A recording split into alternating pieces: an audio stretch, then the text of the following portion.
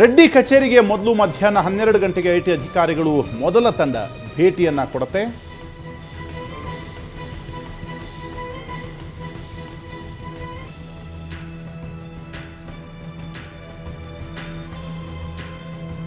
ನಾವಿಲ್ಲಿ ನೋಡ್ತಿರುವಂಥದ್ದು 12 ಗಂಟೆ 1 ನಿಮಿಷಕ್ಕೆ ಕಚೇರಿಯ ಒಳಕ್ಕೆ ಅಧಿಕಾರಿಗಳು ತೆರಳುತ್ತಾ ಇರುವುದನ್ನು ನಾವು ಇಲ್ಲಿ ನೋಡ್ತಿರಬಹುದು.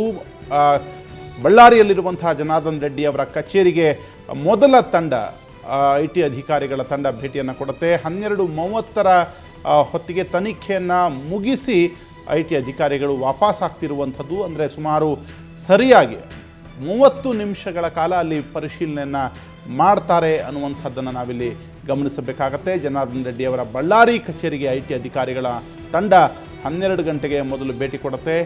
ತದನಂತರ ಸಮಯ 1:30ಕ್ಕೆ ತನಿಖೆಯನ್ನು ಮುಗಿಸಿ ಐಟಿ ಅಧಿಕಾರಿಗಳು ವಾಪಸ್ ಆಗ್ತಿರುವುದನ್ನು ಕೂಡ ನಾವಿಲ್ಲಿ ನೋಡ್ತಿರುವಂಥದ್ದು. ಒಂದು ಹಂತಕ್ಕೆ ಅರ್ಧ ಗಂಟೆಯಲ್ಲಿ ಎಲ್ಲ ವಿವರವನ್ನು ಪಡಿತಾರೆ. ತದನಂತರ ತನಿಖೆ ಮಾಡ್ತಾರೆ.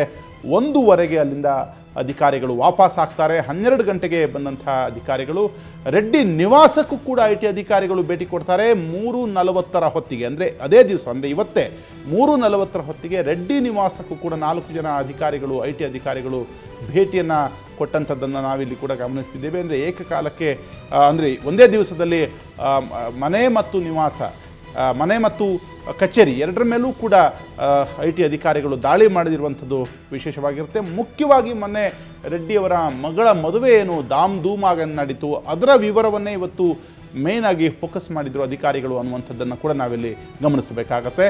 ಹಾಗೆ 3:50ಕ್ಕೆ ಮನೆ ಒಳಗೆ ಅಧಿಕಾರಿಗಳು ಹೋಗ್ತಿರುವುದನ್ನು ಕೂಡ ನಾವು ನೋಡ್ತಿದ್ದೀವಿ.